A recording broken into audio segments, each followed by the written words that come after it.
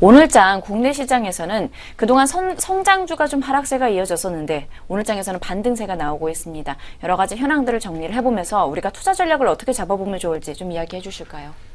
좀 성장주에 대한 개념부터 말씀드리겠는데, 사실은 네. 종전의 성장주는 IT를 지칭했습니다만은 최근에 우리 시장에서 성장주 섹터라고 한다면 보편적으로 바이오 제약 쪽을 많이 지칭을 하죠. 최근 그들 종목들, 뭐 화장품까지 다 포함을 해서 지지부진한 그런 모습을 보였다는 건데요. 공교롭게도 삼성전자 악재를 빌미 삼아 사실 그 영향도 상당히 받았다고 판단이 됩니다.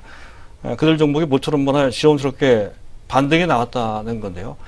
그것이 지속 가능한지 여부는 사실은 다음 주에 어느 정도 판가름 나는 미국의 9월달 금리 인상이 얼마만큼 현실적으로 가능한지 아닌지 여부에 영향을 많이 받습니다. 그 정도 함께 고려를 좀 해볼 필요가 있겠습니다. 일단 미국 시장 상황을 보게 되면 간밤에 발표됐던 아주 중요한 지표 중에 하나가 ADP 민간 조사 기관입니다. 매월 초 현재 민간 부분 신규 일자리 수를 발표를 하죠. 17만 7천 명 지난 8월 달입니다. 증가한 것으로 집계가 됐다는 건데요. 시장 예상치보다 좀 좋아졌습니다. 큰 폭은 아닙니다. 시장 예상치는 17만 5천 명 정도였던 건데 2천 명 정도.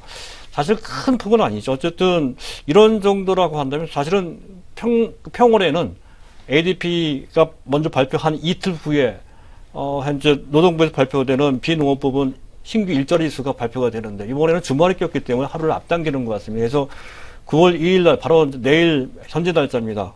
발표가 되는 비농업 부분 신규 일자리 수는 시장에서 예상하는 것은 18만 명 정도인데요. 제가 보기에는 한 20만 명은 돼야 그래야 아마 경계감이 생길 것 같습니다. 18만 명 정도라면 좀 안심할 이 시장에 충분히 예상하고 있는 정도 수준이니까. 하지만 20만 명에 넘어가는 수준으로 나온다면 스탠리 피셔 FED 부의장이 언급했던 것처럼 조만간에 그를 통해 그를 기준해서 또는 그를 빌미 삼아서 금리 인상을 단행할 수도 있다라고 하는 분위기가 조성되는 것, 이게 이제 문제가 된다는 것이죠. 그게 지금 우리가 관찰을 하고 그에 따라서 어떻게 대응을 할 것인가에 대한 핵심 포인트라고 이제 판단이 됩니다. 근데 이것과 관련돼서 미국의 일각에서는 그러한 기준이 좀 잘못된 것이 아니냐 이렇게 이제 지적을 하는 부류들이 생기고 있습니다. 대표적인 사람이 워싱턴 포스트지의 사무엘슨 컬럼니스트가 언급하는 내용입니다. 그는 현재 미국의 경제를 스누즈 이코노미, 즉 잠자고 있는 상태의 경제, 수면 상태의 경제, 수면 경제다 이렇게 이제 언급을 합니다. 경제만 그런 게 아니죠.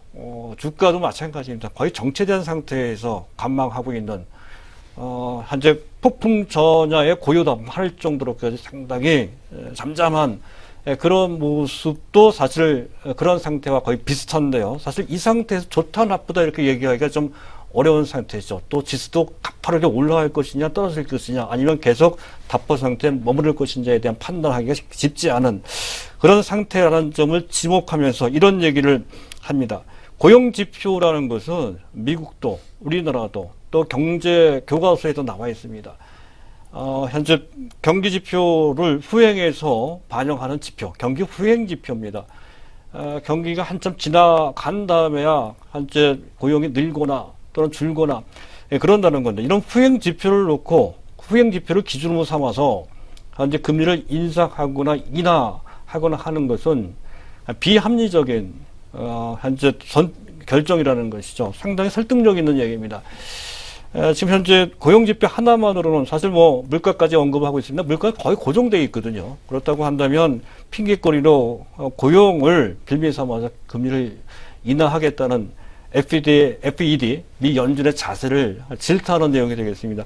이런 분위기가 조금씩 자리 잡고 있는 상태이기에 이런 것이 어느 정도 설득력을 얻는 상태라고 한다면 미국 관계당국도 쉽사리 금리 인상을 단행하기가 좀 어렵지 않겠느냐는 생각을 가질 수도 있다는 것. 하지만 조금씩 금리 인상과 특히 조기 금리 9월 달입니다. 9월 달에 금리 인상할 수 있는 가능성이 생각보다 높습니다. 현재 30 내지 35%까지 올라와 있는 상태라는 것이 결코 무시할 수 없는 다소 부담되는 확률입니다. 따라서 그 점까지 그 점 상태까지 어느 정도 감안을 해야 된다는 건데요. 만약 금리가 9월달 인상될 것이다라는 식의 분위기가 만들어지면 또다시 고밸류 종목들이 힘들어질 수가 있습니다. 그와 관련돼서 주의를 좀 해야 될 것 같다 하는 말씀을 드리고 싶고요. 그리고 오늘 성장주들이 상당히 좋았죠. 화장품, 제약주, 코스닥에 있는 바이오주, 헬스케어주 전반이 이제 거의 모든 종목들이 동반해서 같이 무차별적으로 상승을 했다는 건데요.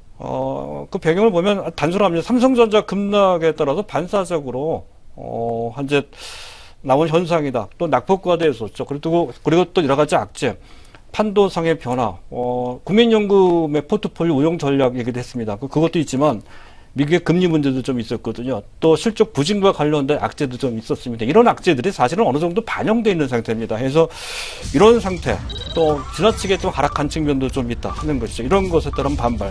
또 한 가지는 막상 뚜껑을 열어봤더니 사드 우려에도 불구하고 지난 7월달 한국을 방문하는 요코, 인바운드 중국 관광객입니다. 이들의 숫자가 상당하다는 것이죠.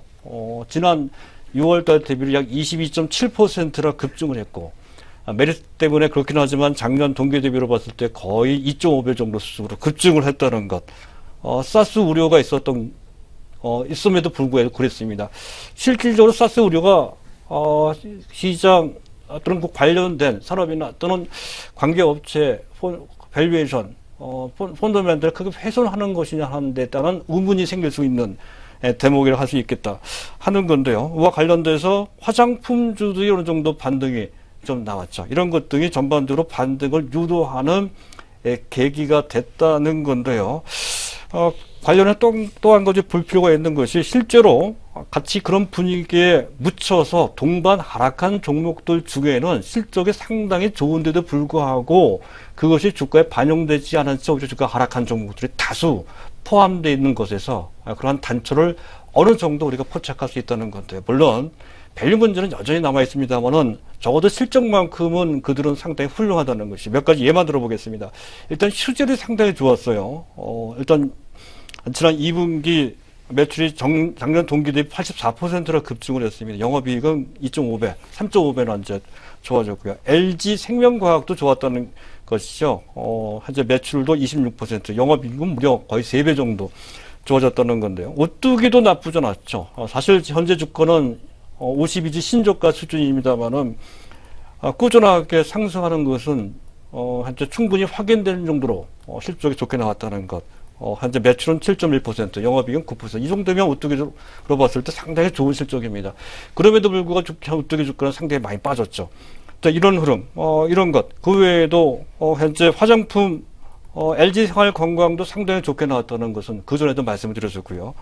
또 현재 아모레나 코스맥스, 한국콜마 등 코스닥, 현재 화장품 우량주 4인방 모두가 나쁘지 않게 나왔다는 것.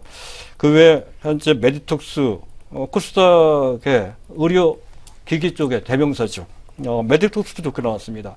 비옥스, 바텍, 디오, 인트로저, 아이센스도 거의 사상 최대치로 좋게 나왔고, 주가는 계속 빠지고 있습니다만은 좋게 나왔고요. 바디텍 메드, 또 차 바이오텍도 상당히 의미 있는 실적에 나왔다는 것이죠. 헬스케어 전반, 물론 대부분 의료기기 쪽으로 편중되어 있습니다만은, 이렇게 좋게 나온 그런 종목들의 주가조차도 분위기에 묻혀서 휩쓸려서 같이 많이 밀린 측면이 있다는 것이고, 식음료 쪽에서도 보면 대상은 좋게 나왔거든요. 앞에 오뚜기도 좋게 나왔다고 말씀드렸죠. 대상도 좋게 나왔습니다. CJ제일제당도 좋게는 아니지만 그렇다고 나쁘게는 안 나왔습니다. CJ제일제당도 그렇게 됐고요. 또 그 외 코스닥을 보게 되면 컴투스라는 종목이 있죠. 컴투스가 약간 시장 기대치가 약간 하위한 측면이 있지만 여전히 480억 정도에 달하는 대규모의 영업이익을 냈습니다. PER은 9배 정도밖에 되지를 않고 있죠. 그럼에도 불구하고 주가는 계속 내림세를 보이고 있다는 것도 그렇고, 아프리카 TV도 실적이 나쁘지 않았죠. 좋았습니다. 그럼에도 불구하고 최근에 조정을 좀 받고 있는 모습도 비슷합니다. 전반적인 분위기 때문에 코스닥의 실적이 뒷받침되고 어느 정도 고밸류가 검증된 종목들조차도 전체 분위기에 휩쓸려서 같이 내려온 약간 억울한 측면도 분명히 있다는 것이죠. 그런 점을 감안한다면 다음 주 초 미국 금리 인상에 대한 윤곽이 어느 정도 우호적인 쪽으로 자리를 잡는다면 지수와 함께 이들 종목도 같은 방향으로 탄력적인 반등에 나올 소지가 있다는 관점에서 본다면 내일 하루 남았습니다. 내일 어떻게 할 것인지에 대한 윤곽을 잡을 수 있는 포인트가 되겠습니다.